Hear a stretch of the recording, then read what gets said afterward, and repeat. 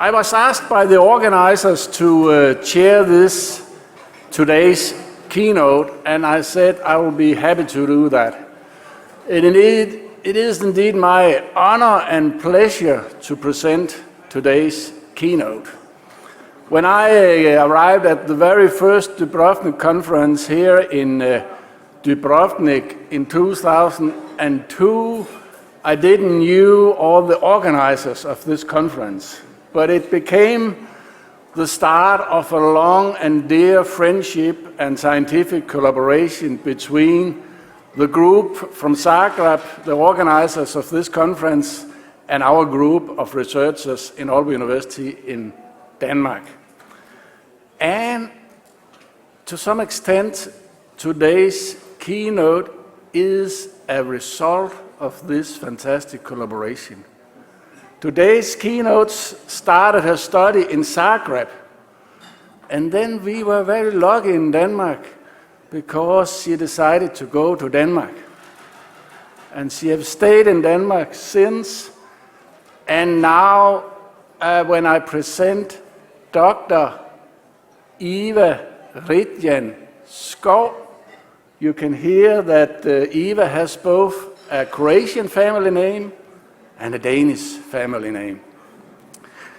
But that's beside the point. The point here is more the scientific content, because in those early days where I and others were concentrated on renewable energy and the green transition and whatever it was not called then, but it's called now, and this and that, fully decarbonized societies and all this, we were looking mostly into the easy part of it. The easy part being the heating and the electricity sectors. But today's keynote, immediately when you started, Eva, we're looking into the difficult part of the green transition, that being how to decarbonize the transport sector. So you made your PhD on a thesis where you looked into electrofuels, it was called, those many years ago when you did your PhD. And now this word of electrofuel have gradually been referred to as now power to X. And today's keynote have various positions in committees, have reached very high awards also for your work. So I'm very, very happy to look forward for all of us to hear about Power to X in a systems perspective. So please, all of you, give a warm welcome to Dr. Iva Ridjan Skov.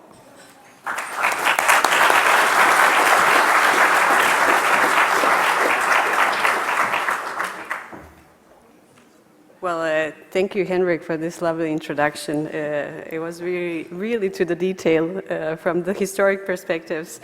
I would like to extend my gratitude to the conference organizer for the invitations for me to give this lecture and to address this esteemed audience. I would also like to congratulate the conference organizers for doing so many successful SDEWES conferences throughout the year, and this one in Dubrovnik being close to heart for many of us. I was, as Henrik said, studied in Zagreb at the Faculty of Mechanical Engineering and Naval Architecture, and I was actually part of the organizing committee a long time ago. It's been some years. So the topic that I would like to talk about today kept me busy for the last 10 years. During my master thesis and PhD, and also now being associate professor at the Aalborg University in Copenhagen campus, which is a story of its own. So I'll use next 40 minutes to talk about this and try to engage you into insights and perspectives that I believe are of importance for reaching our climate targets. With further ado, let's start. And I will start by unlocking the energy transition landscape. And I would like to highlight that geographical focus today is primarily going to be European Union and Denmark. And I would like to discuss 3 points here. Firstly, we all know that direct displacement of fossil fuels is not possible with renewable energy to the simplistic way, so we need to integrate variable renewables in a bit more complex approach. Secondly, I don't want to be a bearer of the bad news, but we are behind. We are off the track, and even though we have a very ambitious and targets and necessary targets in our policies, we also have a very slow implementation rate, and it needs to follow a bit better our targets. And thirdly, we are also witnessing actually a positive development in the policy part, because policies are also gaining a bit more holistic perspectives these days, and the targets are more detailed across the energy sector in specific parts. So let me elaborate a bit on the first point. If I quote Irina, the success of energy transition depends on transformation of the global energy sector from fossil-based sources to zero carbon sources. And we know if we use a biomass, it's a very simple equation. We can directly displace the fossil fuels with biomass. But we are also all aware that biomass is a restricted resource. It's also the only renewable resource that can be depleted. And if we add a sustainability issue to it, the equation is not adding up. And the integration of the variable electricity in the system can be challenging because when we talk about 100% renewable systems, it's not really direct that we can implement, because we need to think about how to build the system in a right way that we can integrate all renewables that we need. But one thing is sure, the future is going to be electric, because we have a variable electricity that we will have to use in order to design our system in the best way. And it's going to be a crucial part of our energy transition. The energy transition is off the track. We are off the track because of the COVID-19, of course, and the war of Ukraine that further compounded the challenges that we are facing. If we look towards the renewable energy policy targets in 2030, where was it? Sorry. It's always interesting when you use a fix and you are not fully in charge of it. If we look towards the 2030, we can see the implementation rate that we have on the renewables up to 2020 was not the same type of curve that we need to do from now on to 2030. So this curve needs to be steeper, which calls for the higher implementation rate of the renewables than we are having today. And actually, this is a very critical part that we are dealing with right now, because if we are looking into the member states, according to EMBER, the solar permitting is ranging from 12 to 48 months, and if we are looking on the onshore wind, it's ranging from 30 to 120 months. Croatia being at the bottom of the list on both of this. We can do better, and we need to do better. And according to the World Energy Transition Outlook for 2023, tracking progress of the key energy system components is also off the track, and it's not looking that good. And the complexion of the transition and the rebounds effects that we are experiencing, of course, having the toll on the progress. But let's talk a bit about the positive parts, because there are positive parts. Finally, back in 2020, the European Commission has rolled out the European Green Deal, being the biggest policy package in pursuit for the climate targets. This followed by the Fit for 55 and then Repower EU last year. So accelerating the permitting processes for renewables is actually now being pretty critical part that the European Commission is trying to deal with. We don't know exactly how it's going to take place, but it's very important that they are also aware of this. And the policy package that were presented throughout these few last year actually finally acknowledged the complexity of the transport sector. We know that we had the renewable targets for the transport sector as a whole, but transport sector is pretty complex sector to deal with. So now we can look at the transport through three lenses. We're looking at it primarily from cars and vans perspective, and then we also have aviation and marine as a focus with the Refuel EU and Fuel EU initiatives. And Europe is seeking energy sovereignty, which is a very, very important part and realization that we need to have going forward to the future. With that being said, the Repower EU last year, of course, focused on diversification and energy savings and implementation of renewables in order to go away from dependency on the Russian fossil fuels. And we try to do this before 2030. Large hydrogen demand is introduced as a part of diversification of the gas supply. Green hydrogen, partly being domestically produced and partly being imported, and I really have a high hopes that we actually can import green hydrogen, because in total 20 million tons is a lot, being 10 imported outside of European borders. And at the same time, we also introduced a lot of LNG, which could technically lead to some stranded assets for many of the countries that are investing as a, of course, reaction to a crisis that we are dealing right now. But the most important is, as we are going forward, that the focus and the strategic direction for each of the country is to keep investing in the renewables and having the renewables investments on the top of the list. This brings me to the systems thinking, and I would like to talk about the 3 points that I think really much fit into how we have and how we need to deal with the energy transition of the energy sector. First of all, the disconnection to interconnections. So system thinking is trying to shift the focus from viewing issues individually and recognizing this different web of interconnections that we are dealing with among various elements. It highlights that everything is linked, because everything is linked. And we cannot disregard the relationships that exist in the system in order to find the right solutions for the complex problems that we are dealing with. Then we have linear to circular challenge of change, because linear thinking is a cause-effect approach. And if we talk about the circularity, then we also recognize that there are flow of influence within the system that are reappearing and are going to have a continuous effect. And in order to see the right solution, we actually need to recognize what effects and loops we have in the system. And then analysis and synthesis. And even though we do work, at least I do work with energy system analysis, in this point it's not exactly the same. But analysis is trying to deal with individual components of the system and trying to find the solutions for individual parts.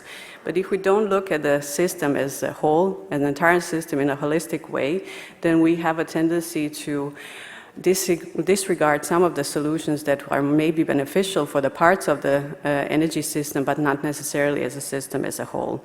So trying to have this holistic understanding actually brings the innovation for finding the solution when we take a big picture in mind.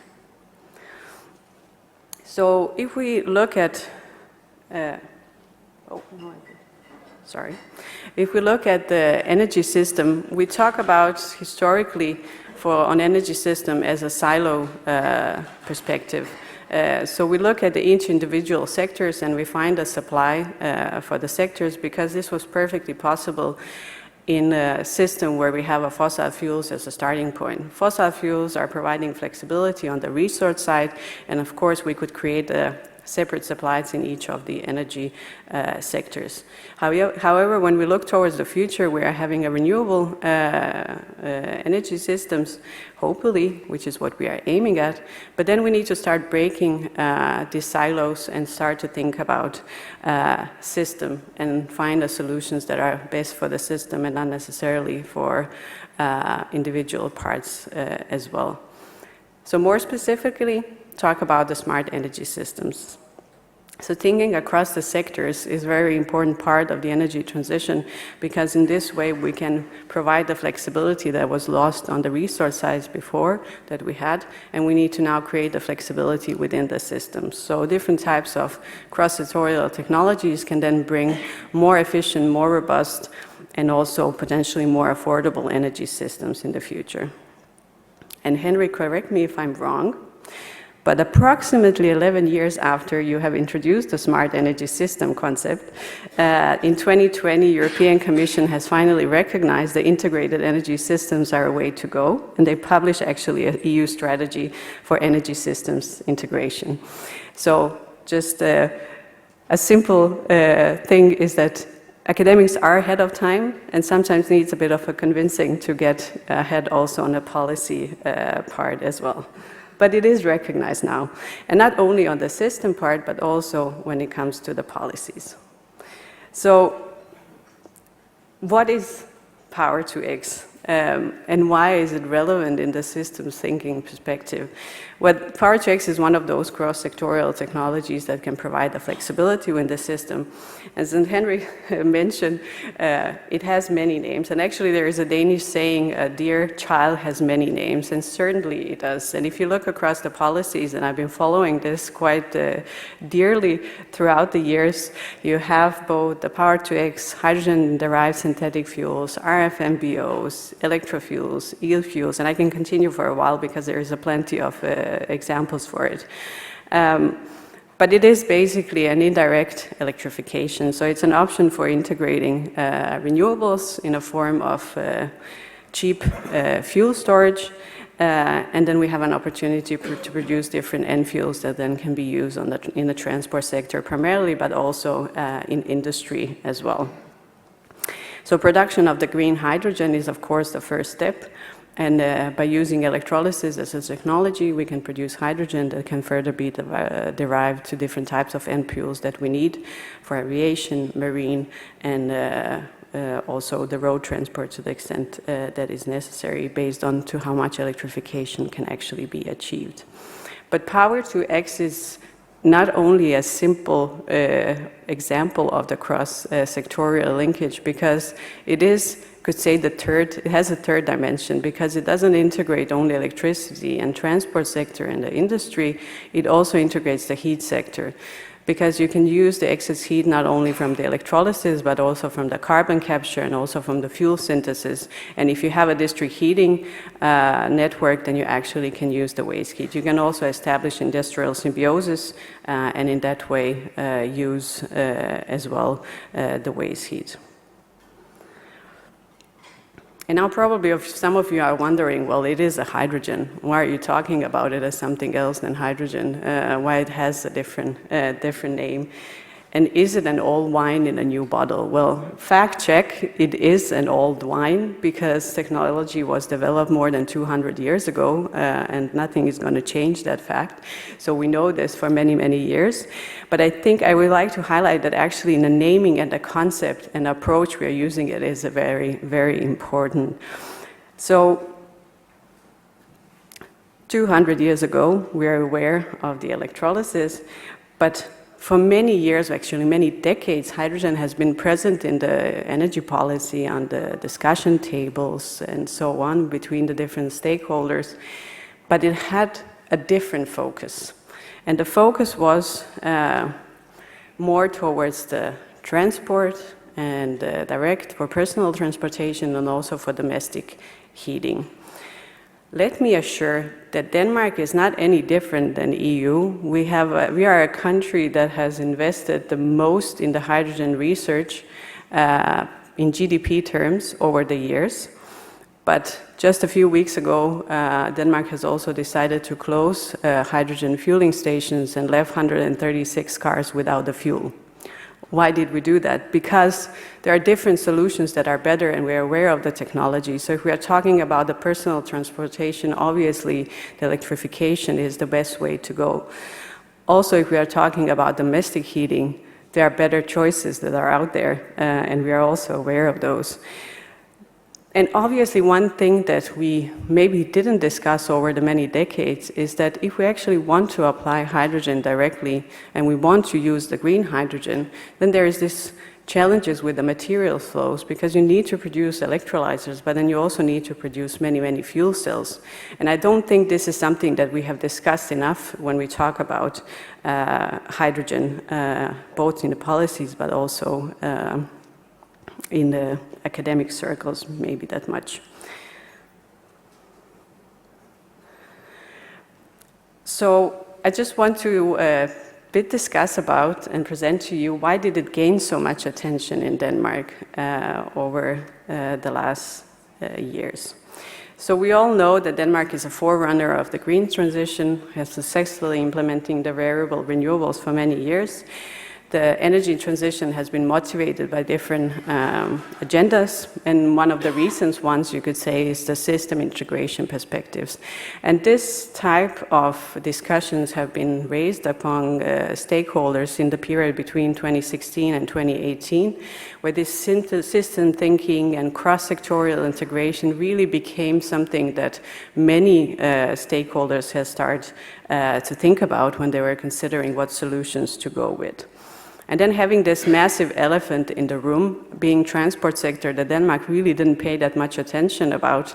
It was the only sector that didn't had any reductions in CO2 emissions, and we were successfully dealing both with electricity and the heating sector. Many stakeholders start to talking about the transport sector and what is a way to go all the way through with the renewable energy in it. And while hydrogen probably had a really bad sales pitch in Denmark, many stakeholders could finally see themselves in a Power-to-X value chain that is pretty long. And with a strong wind industry and a big success in the wind, Power-to-X seemed like a perfect next candidate to go on a new wind adventure. And new relations that occurred through this process was actually quite interesting, because you had in the room finally people like shipping operators and then renewable energy producers that were sitting together and actually discussing what is the way to go. And this was not a typical setup that you would see across many years. And then finally, after some years of discussion, Denmark published the Power-to-X strategy. Not hydrogen strategy, as European Commission requested, and many member states have committed to it. They actually published a Power-to-X strategy. And now I'd like to talk about 10 recent highlights on the journey to the Power-to-X strategy.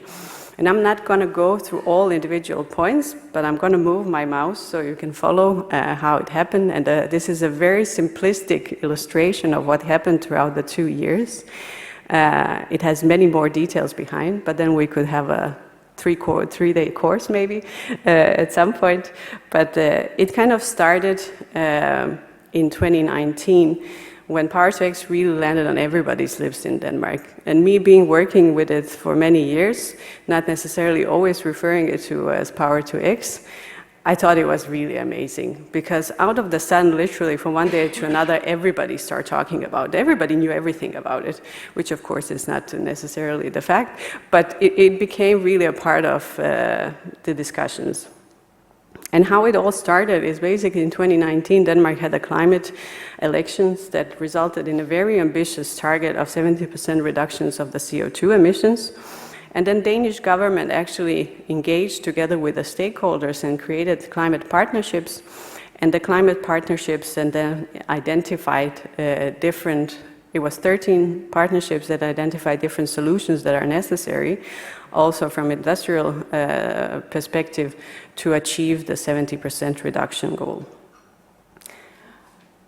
And then we had actually the first Power-to-X hearing that happened in the government, which was really a mind-blowing thing, because even though we have tried to communicate for many years to politicians as well that this is necessary, they've been very busy of trying to talk about the electrification of the transport sector, which was extremely important part because we really haven't been talking about transport sector at all. But then we finally had a Power-to-X hearing, and a memorandum of understanding between different actors, including Aalborg University, was presented there to highlight that we need this technology as a part of the solution for 2030 and further towards the fully renewable systems. And this actually happened before the partnerships came with this idea. So you could feel that there was a notion of different things happening throughout, and they came with the recommendations as well. And then the Danish energy at that point, now being called Green Power Denmark, has quickly came with the suggestions of how the Power-to-X strategy should look like. They gathered big, important industrial players. They actually created the Power-to-X partnership, which grew very quickly to almost 50 members. And then at the end of this 2 years period, this was actually a lot of things going on and waiting, and of course Corona happened and a lot of things was going on between. The Danish industry also joined the dialogue, and they actually also presented the suggestions of how the Power-to-X strategy should look like, with also focus on CCS. And now, 2 years after the 2019, we were standing with more than 150 actors that were interested on working with the Power-to-X and implementing Power-to-X in Denmark. And then finally, also the market dialogue, and at the end, the Power-to-X strategy. And very quickly after the Power-to-X strategy, the Power-to-X agreement also came. And now I would like to see you talk a bit about where we are today, because it's been some time from when we actually had these things in place. We do have an ambitious targets. First of all, the 2030 target is very, very ambitious, but also we put ourselves some additional ambitious targets, which is 4 to 6 gigawatt of electrolysis that is part of the Power-to-X agreement. Now, if I actually reflect on what our analysis in our research group have that's been going for many, many years, and we look into 100% renewable Denmark, or we do it occasionally every few years to regain and to implement the new knowledge. We actually in 2015 presented a 100% renewable scenario for Denmark, where we had, if I remember correctly, almost 8 gigawatt of electrolysis.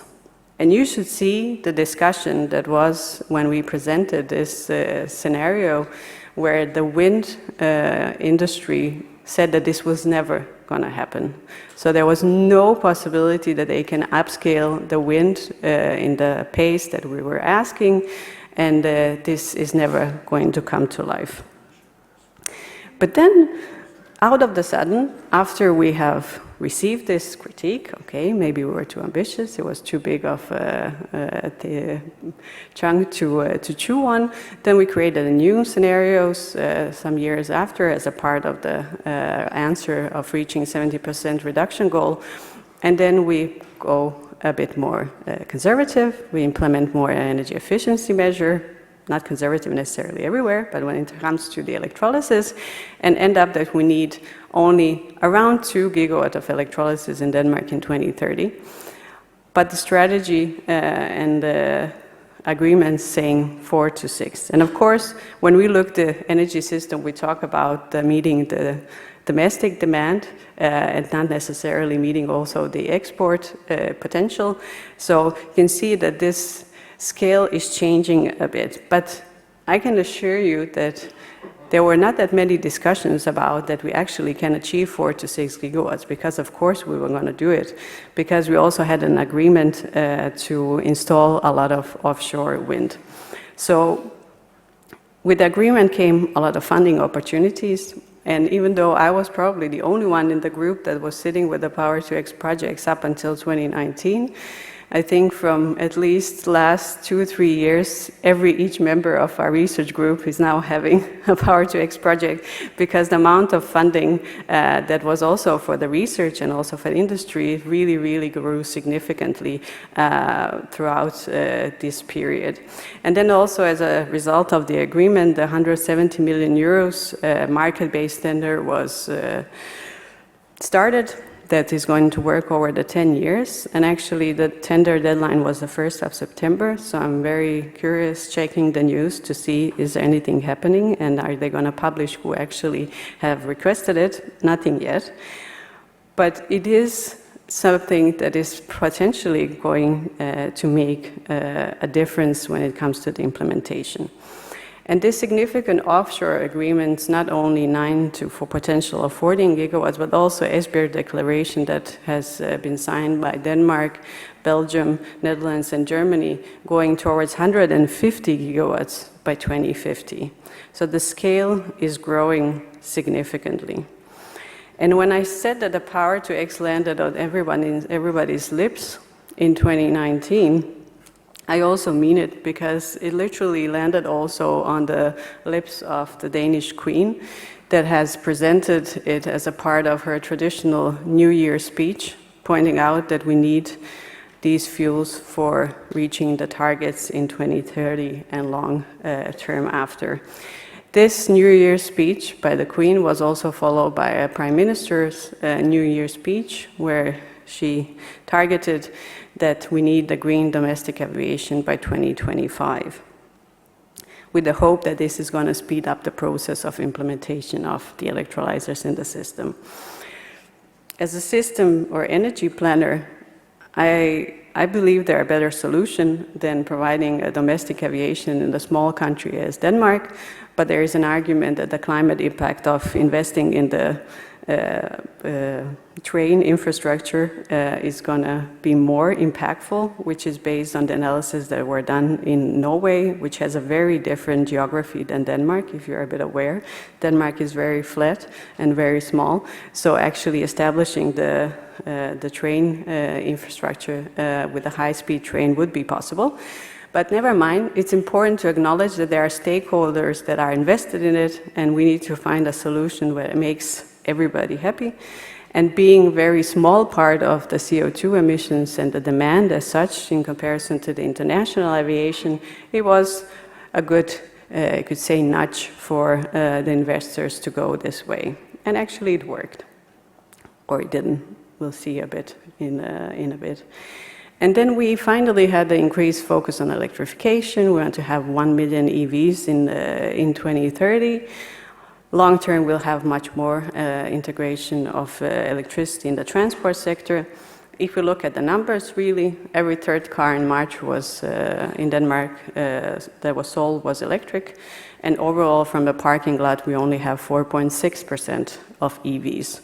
But we do have strong charging infrastructure that is apparently even stronger than the one in Norway, and we all know how many Norwegians are driving EVs. But then we have a focus also on the green shipping as well, and big focus on electrification of the ferries. The priority is that natural choice should be investing in the zero-emission ships in 2030. And the highlight of the month was, of course, launching of Laura Maersk, which was the first world's methanol container ship that was parked in the Copenhagen harbor and launched by President of European Commission. And this actually represents a big step and a big journey into Maersk being carbon neutral and shipping being carbon neutral in 2050. But maybe we were a bit struck by optimism bias, because if we actually look, the amount of projects that have been piling on the list has been growing every day. And right now, the screenshot is 43 projects, more than 17 gigawatts of electrolysis that is planned to be installed. Only 5 is actually in operation, approximately 1 megawatt. So we have a long way to go. And actually some information that I got was that only less than 10% of the project as well have funding, final funding that can go to the investment decision. But let's talk about the perspectives, and I'll use some time now with the perspectives. We need a lot of electrolysis, and electrolysis needs wind in the back because obviously we can't have power to X without wind or without solar for that matter. We do need a lot, and the targets are pretty ambitious, going to 100 gigawatts in EU in 2030.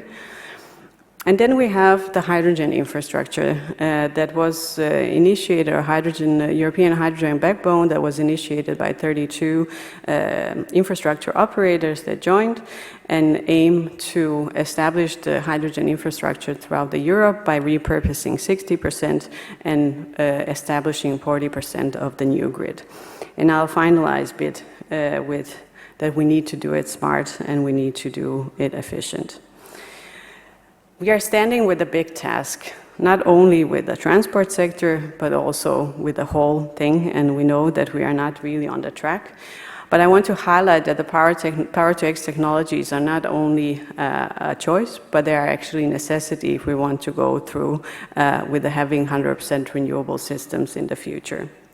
And this will make the system more resilient, and it will increase the energy security and also the economic growth. But in order to meet these targets, we need a lot of investments in renewables. We also need investments in electrolysis, and we actually need also the production capacity for establishing all the electrolyzers that we want to implement in the system. And Hella Topsøe, being a strong player in Denmark, is actually building the factory for high temperature electrolyzers right now. As a part of the Synergies project that we worked on throughout the last few years, which was an EU-wide project, we looked how to establish 100% renewable systems in 2050, which resulted by having around 450 gigawatts of electrolysis, which obviously calls for large investments in the renewables. And we currently have only 32 gigawatts of offshore wind, including UK, so the speed rate of upscaling every year needs to be at least on average 11 gigawatts until 2030, and then we can have a chat where we are and how to go towards 2050.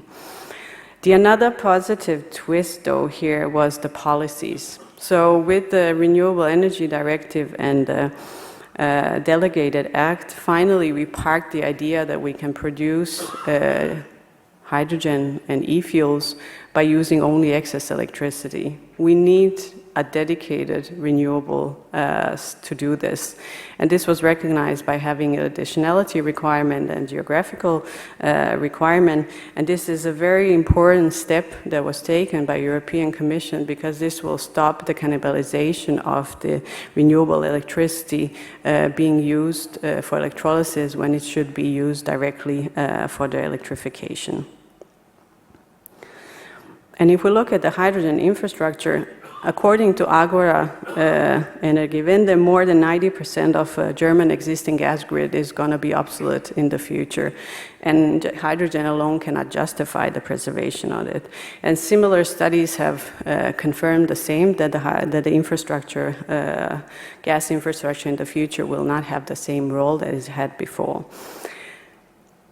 And the one thing that really was important when the studies about the hydrogen infrastructure were presented, of course, was the economic perspectives. And obviously, it is cheaper when you account that hydrogen is easier and cheaper, well, not easier, but cheaper to transport than electricity. And yes, it's a minimal investment in comparison to the offshore wind that we need to invest. But is it safer? I really like to, and I'm not really convinced, the more that I talk with the safety experts, it's not really convincing, or it's actually not comforting at all. But we are heading towards this adventure, so hopefully it's going to be done in a proper way. And only a fraction of gas demand that we have today is going to be directly displaced by hydrogen. So we need to plan it right, and we need to not fall in the trap of establishing hydrogen infrastructure and use it for the wrong purposes when we know that there are better solutions out there. So not to lock ourselves in the solutions that are not necessarily a result of a system perspective. And lastly, we do need smart energy systems, and we need it because we need to look across the sectors. We need to find the flexibility within the system in order to integrate the vast amount of renewables that we need. We need to establish the production facilities close to demand, if that is possible. And we need the comprehensive planning across the infrastructure, not only gas or hydrogen, but also the heat and electricity to do it in a proper manner and to minimize over-investments where they are not necessary. And last thing, energy transition is a collective effort, and we need to coordinate not only across the municipalities, regions, countries, to get the best outcome. We also should not forget the people. And as engineers, we have a tendency to think about that technologies can provide all the solutions, and we don't need to think about or discuss about anything else than a technological solution. But energy transition is not only a technological challenge, but it's also a societal one. And people and the stakeholders are driving the implementation of the technologies. So we should not leave anybody behind, and the transparency going forward in communicating the plans and the necessity and knowledge sharing is really a crucial part in order to achieve the targets that we have. And that would be all. Thank you.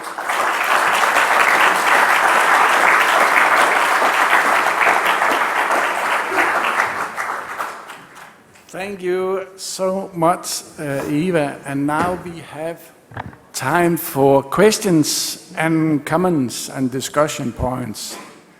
Who would like to be the first? We have a gentleman there.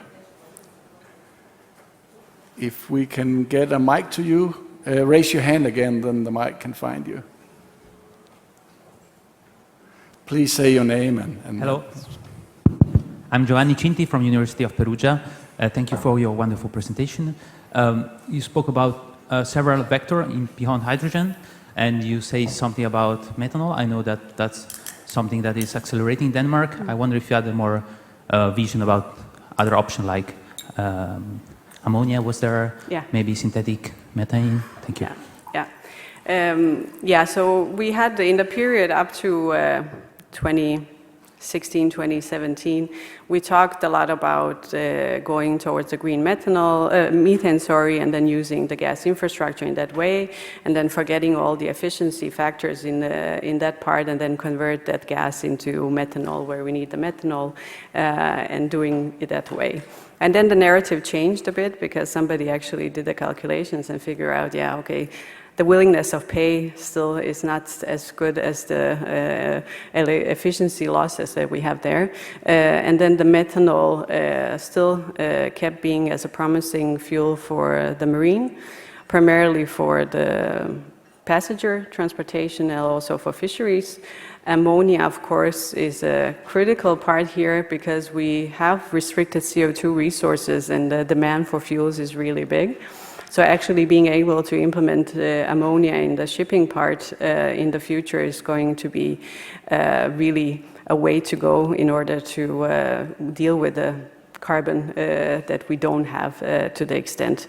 And of course, Denmark having some developers there, working on the ammonia ship as well, that hopefully should have been next year, but in 2025 apparently now.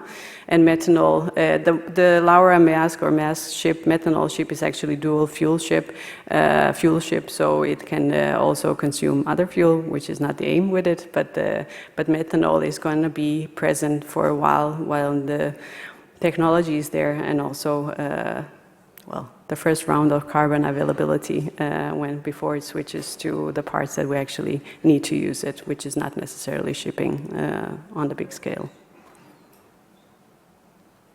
Thank you very much. We have two more questions. The one behind the first. Okay, you're first. Okay, great, good. Okay, welcome everyone. Thank you for this speech. My name is Jarek Milewski. I am from Warsaw University of Technology from Poland.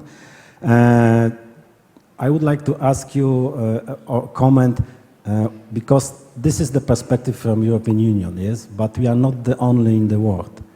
And now I was presenting a similar speech about the United States policy, and if you can comment this for the audience, and because they are a little bit turned back from the electricity right now.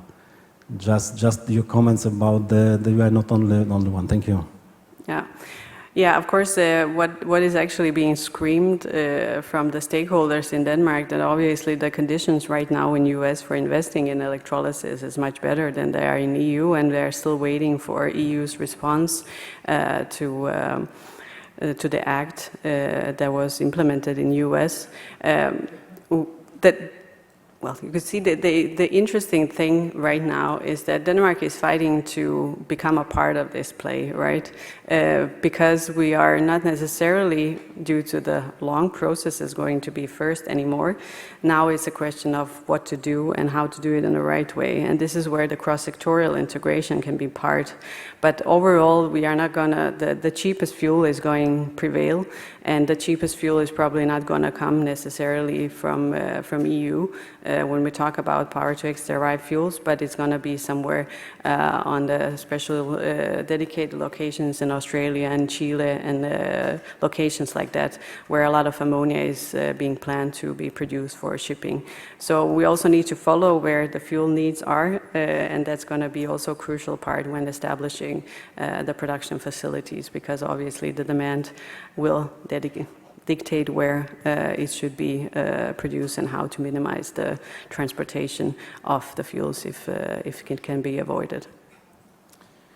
Thank you very much. There We was now have I have microphone. 5 more on the list, and you make it 6, so I I have the will... microphone, so it is my turn. Henrik, I there know, is- but I'm the chair, so I'm just informing everybody on how many we are on the list. You'll get the word very soon, but I'm just saying this because I will appeal to short questions and short answers from now on, because there are many on the list. It's you, please. Thank you. I'm here, Domenico Borello from Sapienza. Thank you for your presentation. I have 2 small questions. First one, you didn't cite the direct use of hydrogen in steel industry or refineries. Imagine that you don't have many in Denmark. Could be this the reason. Second one, I'm a bit curious about this green route for aviation 2025. Can you explain something better what you are talking about? Yeah, Thanks. maybe I haven't, it's always, you can't remember what you said exactly. But yeah, hydrogen for implementation in the industry is going to be a very big part, and it's also part of our analysis to use it directly in the industry. Refineries, of course, that's a way of testing it. I'm not a big fan of that concept, but it's a good way of testing the large-scale electrolysis and going with the first step of transitioning, but it can also result in lock-in in a way to continuing of using, because the green hydrogen is just a very small part of the production process there, right? And then the thing about the domestic aviation, the green target, yeah, it's not defined that it should be power-to-X fuels, it's the green fuels or SAF. And actually, they are starting to import SAF right now to stash it, because we have a good track record of following our targets, and I'm sure that we're going to meet the targets in 2025. Not necessarily in the way that it was originally planned, but it's going to be with some type of SAF that is not necessarily going to be power-to-X in the first round, even though we do have projects that should be up and running until that point. But due to delays, it's probably going to be more realistic to talk about it in 2030. Thank you very much. And the next is here, and after you, it will be Goran Karadzic. Ilya Batas from Serbia, thank you very much. Inspiring lecture. System thinking is a part of control theory. So I'm thinking how this thinking could improve integrated assessment models like locomotion is here presented. Because we are not thinking only about the cheap fuel or expensive fuel, but many, many other things. Thank you. Yeah, of course, this is going to be and should be implemented on a different levels, and it's going to be part of the solutions to going forward. So it is a very important step as well to look at it in different parts of implementation. Also, when we talk about the optimization of the production facilities as well, to think about that they are part of something out as well, and not necessarily only standing on their own. So it is an important part as well. Thank you. And the next is Goran Karadzic, and then I will appeal, because it was somebody here who raised his hand a long time ago. No, it was not you. I don't know how to do this. Goran, please. Henrik, I have a short question and long comment. Okay, very good. First of all, I'm really proud that Iva selected Denmark to continue her career, and that because she's now working in the group that is leading energy transition, I would like to say. But then, if you are not on the track in Denmark, there is no hope for us, because, and yeah. So, can you tell me what is the problem for this being late in energy transitions? Are those politicians? Are those maybe people or industry? Or maybe your voice is too silent in this global world, so we cannot spread this energy transition or new energy systems, how we call it then. Okay. Thank you. I'll try to avoid pointing fingers, right? Because we need to be we need to be inclusive here. That's one of a way forward. I think it's multiple problems. It's not very one thing that is going wrong or not going as well or as planned. It's both the political targets. It's also the stakeholder. It's a blame game between them about dealing the who should invest in what and to what extent. That's very much what was part of the debates in Denmark about that the government also needs to take share of the investments in order to make this being realized. So it is a bit of a complex loops of plays there, both the politicians and the stakeholders. And I think the main thing that could potentially be at least the first solution going forward is to increase the carbon taxation and price, because none of the industrial players are going to do anything before they are going to be hurt by having a high taxations, because this is basically what can drive the transition. The cheapest thing always wins, and we are very much aware that some parts of the green transition are not cheaper and never will be cheaper, including the power-to-X fuels. So thinking a bit about the taxations, thinking about what is hidden behind the prices of the fuels that we have today, and actually establishing the fair market that we don't have right now, because obviously you can never win if you have the higher price, can change the transition forward, I believe. Thank you, and I'm in a bit of a trouble here, but I will do my best. I know you're on the list, Ingo is also on the list, but I think it was you first on the 5th row here. And Reinhard, you also on the list, and you also on the list, so I'll try to come back to you, but you first. Okay, thank you for your perfect presentation. My name is Hao Nan from North China Electric Power University. I have a short question. It is mentioned in the slide that the hydrogen transportation is cheaper and safer than electric transmission. But in the traditional concept, I think should the electric transmission is more cheaper and safer? Yeah, so it was not safer whatsoever, not from what I'm aware of right now. The transportation of hydrogen is cheaper than transporting electricity on the long distances. That is at least what all of the studies are showing so far. We are having a project now that is going to last for 3 years where we'd like to scratch a bit more. Is that really what the assumptions are made there? But no, it is not safer, or at least we never dealt on it on the large scale as the plan is to do now, and they are still missing safety standards in some of the countries at least. And Denmark, not having ever been a chemical industry producer or being a part of that, is actually having a lot of work now to establish the safety standards that you can actually implement and bunker these type of fuels on harbors, and also having the facilities that will produce these fuels in the system.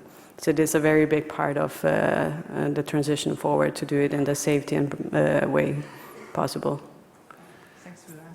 Thank you so much. We have 4 questions back, and we can read everything before lunch if we are a little short. So next is Ingo Stadler. Yeah, thank you. The Danish are strange people. Eva, can you give us an insight into that people? So you have shown that slide, you have 10 steps with meetings, documents, and then you had the national strategy for Power to X. When I look to my country, we have mountains of studies. Whatever your opinion and wish is, you can track 5 to 6 studies to present your opinion. Whenever we have close to a government decision, we have protests of trade unions, labor unions going to the street, have demonstrations. So how is the Danish people doing that they come such a short way to a decision? Yeah, thank you, Ingo, for the question. It wasn't supposed to sound like it was 10 steps and done and gone. Obviously, we didn't manage to implement it. It was a simplification of the major events that happened. There has been many things going on throughout these 3 years and many discussions across the stakeholders.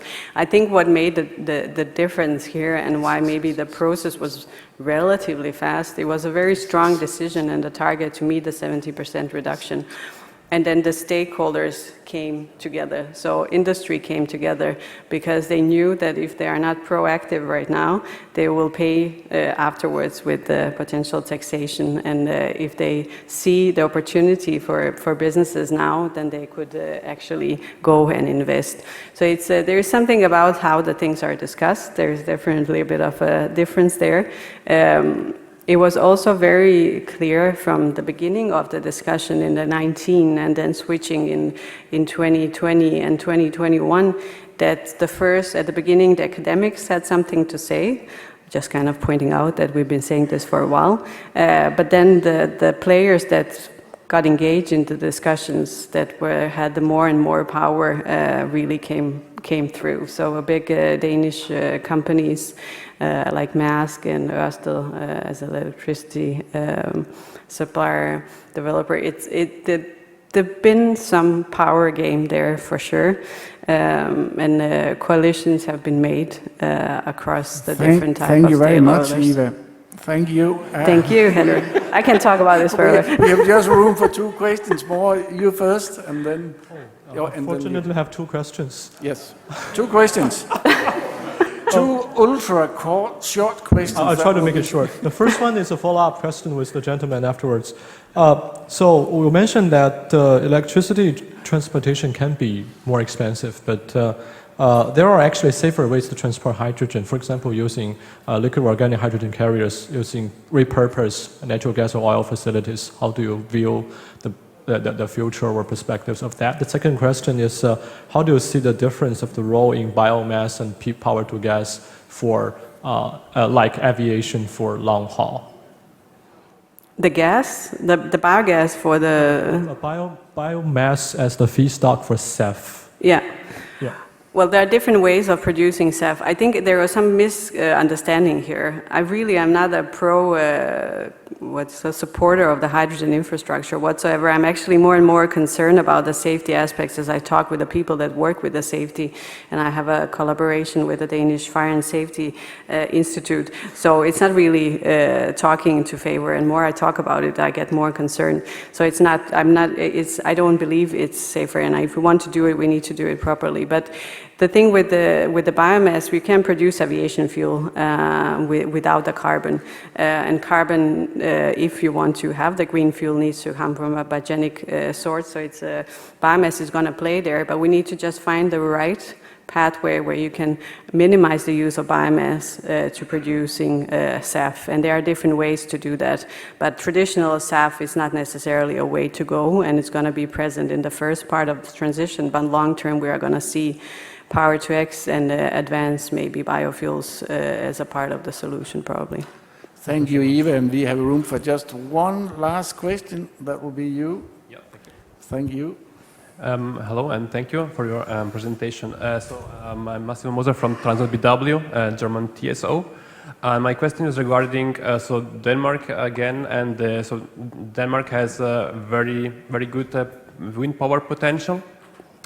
And so it makes also economic sense in a European context that Denmark provides maybe more than 100%. And how this item is reflected by the Power to X strategy or other discussion in Denmark? Thank you. Yeah, it is as a part, like there are 4 main objectives to the strategy, one being making Denmark a power-to-X exporter, including the fuel, but also technology exporter. So it's definitely a strong focus. And I think the motivation for the last at least year or so was to establishing the infrastructure in order to get the hydrogen to northern Germany, to industries, and also to Netherlands. So the export right now is really driving the investments. So much that I'm sometimes concerned that it's a reason why we are potentially going to forget ourselves in meeting our targets. Thank you so much, and I can inform you that we are so lucky that the 2 last people who wanted to ask questions have left the room. They're probably already gone for lunch.